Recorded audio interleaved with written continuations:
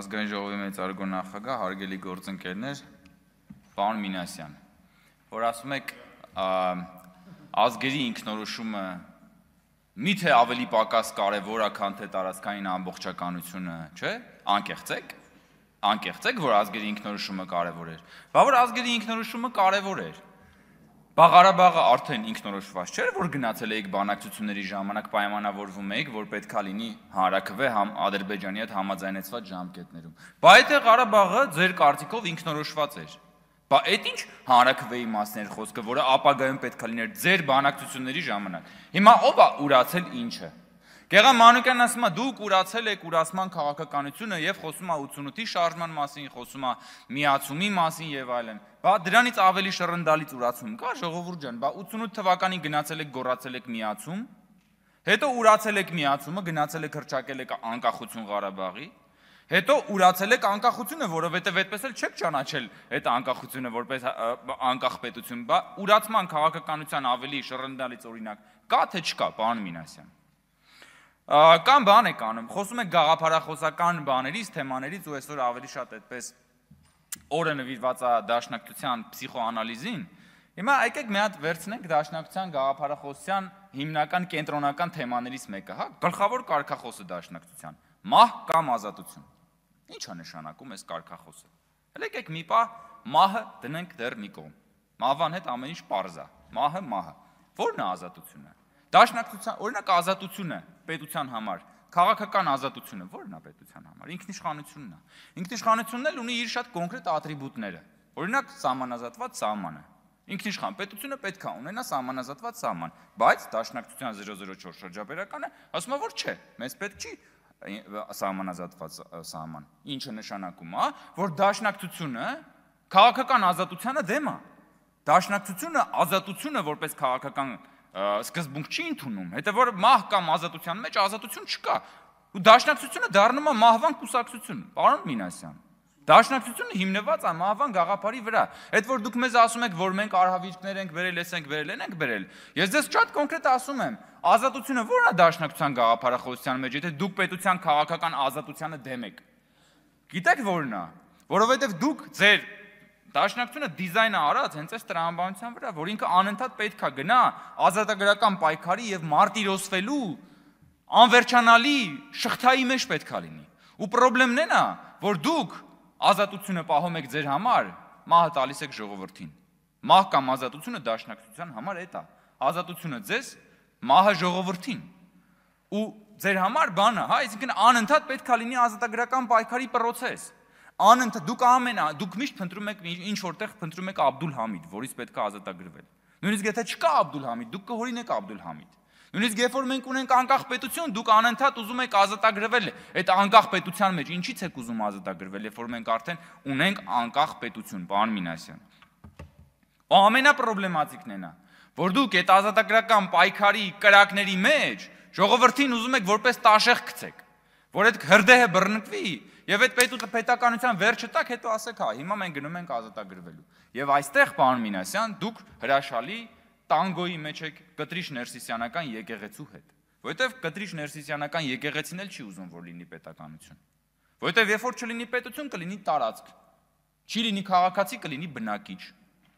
Եվ եկեղեցին կլինի այդ տարածքի տեղապահը այդ օտար կայսրության համար։ Որ հետո եկեղեցին ու դուք գաք ասեք, երբ որ չկար պետություն, եկեղեցին կատարում էր պետության դերը։ Այսինքն սկզբից ուտեք պետության գլուխը, հետո դառնաք տեղապահ, հետո ասեք մենք կատարում ենք պետության դերը, երբ որ պետություն չկար։ Հեսա ձեր կոնցեպտը։ Ձեր սոֆթը տենց է գրած, պարոն Մինասյան, դաշնակցության սոֆթը տենց է գրած, որ ինքը չի կարողանում ապրի, գործի, անկախության, պետականության պայմաններում ու այդ մահ կամ ազատություն կարգախոսը, որը դուք այն ժամանակ, երևի այն ժամանակ է ծնվել։ Հիմա այլևս ինքը adekvat չի, որովհետև նորից եմ ասում, այդ ազատությունը, քաղաքական ազատություն չի ձեր համար։ Հակառակ դեպքում ո՞նց կարող է ասեք, որ մենք դեմ ենք բանին։ Այսինքն ձեր շրջաբերականի մասին է խոսքը, որտեղ որ խոսք է գնում սահմանազատված սահման չունենալու մասին։ Ու այդ մահվան գաղափարը, գիտեք, շատ հստակ մահվան փիլիսոփայությունը դրսևորվում է 2020 թվականից ընդդիմադիր ձեր գործունեության գրեթե բոլոր բաների մեջ, փաստերի եւ քայլերի մեջ։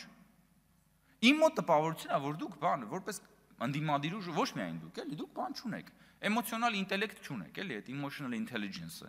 որ այսինքն դուք չեք հասկանում ոչ ձեր էմոցիաները, ոչ էլ ժողովրդի էմոցիաները։ Որ ասեն, օրինակ դուք չգիտեք, իսկ մարդիկ ինչ են ուզում։ Մարդիկ ինչ են ուզում ի վերջո։ Դուք անընդհատ վերցրած սեղմում եք մարդկանց ցավի կոճակների վրա։ Ուզում եք, որ մարդկանց ինչ որ տեղը ցավա, որ հետո այդ ցավի մեղավորությունը բարթեք իշխանության վրա, որ հետո գաք մարդկանց ցավի վրա իշխանություն վերցնեք։ Ու դրա համար ենք ասում, որ դուք 20 թվից հետո սկսել եք մահվան վաճառականությամբ զբաղվել, դուք արդյունաբերական ռելսերի վրա եք դրել, այդ process-ը հասկանում եք։ Ու հիմա եկել ասում եք, որ արժանապատվությունից եք խոսում, Գեգամ Մանուկյանը խոսում է բանից, ուրացումից, Արթուր Խաչատրյանը ասում է միջանցք եք տալի, 5 տարի ասում եք միջանցք եք տալի, ժողովուրդ։ Բա Արթուր Խաչատրյանը թողա մի հատ տանի միջանցքի տեղը ցույց տա։ Նոր առաջարկում էր մեր գործընկերոջն, ասում էր արի տար ինձի սահմանային անցման կետը ցույց տուր։ Բա 5 տարի ասում եք իշխանությունը միջանցք է տալի։ Ուր է այդ միջանցքը։ Ուր է այդ միջանցքը, ժողովուրդ։ Կարաք տանեք ինչ որ մեկին մատով ցույց տաք այդ միջանցքի տեղը, չեք կարա տանեք ցույց տաք։ Թադևոս Ավետիսյանը ասում է, ինչ որ լավ է ձեր համար, վատ է մեր ժողովրդի համար։ Հետո մի նախադասություն հետո ասում է, ի վերջո միայն Աստված գիտի, որն է լավը, որն է վատը։ Հիմա Աստված գիտի, թե դուք գիտեք, պարոն Ավետիսյան, որն է լավը ժողովրդի համար, որն է լավը մեր համար։ Ընդհանրապես պարոն Ավետիսյանը երբ որ խոսում է, ես Այնշտայնի հարաբերականության տեսությունը հասկանում եմ իր ելույթների ժամանակ, որտեղ 10 րոպեն միշտ թվում է 20 րոպե։ 1 րոպե միշտ թվում է 5 րոպե, եւ դա անավարտ է թվում այդ բանը։ Եվ հիմա դեռ հետո կպարզաբանեք, ի վերջո ով գիտի լավը որն է, վատը որն է, պարոն Ավետիսյան։ Պարոն Մինասյան, երբ որ ասում եք, որ մենք մարդկային ազգային արժանապատվության դեմ ենք եւ այլն եւ այլն։ Օրինակ Վարդանիկի բովանդակ ամբողջ գործունեությունը մարդկային արժանապատվության հետ ոչ մի խնդրեմ չուներ։ Դուք Վարդանիկի գործունեության հետ համերաշխեք մարդկային արժանապատվության տեսանկյունից, հա?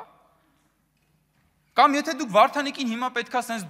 կուրծքը բանալած պաշտպանեք, եւ Վարդանիկին խի չէիք առաջադրում բա։ Բա ժամանակին Վարդանիկին ինչի չէիք հրապարակայինորեն առաջադրում։ Խի էիք ծածուկ կերպով Վարդանիկին աջակցում, որ ինչ, որ ձեր դեմքով, որտեվ գիտեիք, որ ձեր անտի-ռեյտինգը այնքան մեծ է, որ նույնիսկ Վարդանիկն է ձեզանից ավելի ռեյտինգով։ Ու հիմա սկսել եք Վարդանի, այսինքն դուք պատկերացնում եք ձեր քաղաքական գործունեության այս խայտարակ բնույթը։ Այսինքն 135-ամյա կուսակցության ռեյտինգը ավելի ցածր է եղել, քան թե Վարդանիկի ռեյտինգը, դրա համար չէ՞ դուք ձեզնով առաջադրել։ Ու մենք հենց խոսում ենք դաշնակցության մասին, դաշնակցության կշռի մասին, հա? Էսա դաշնակցության եւ ընդհանրապես քաղաքական խորհրդարանական ընդդիմության ողջ գործունեության պերճանքն ու թշվառությունը։ Հարգելի գործընկերներ, իրականում շատ ավելի շատ բան կա ասելու, բայց դա երևի արդեն հաջորդիվ։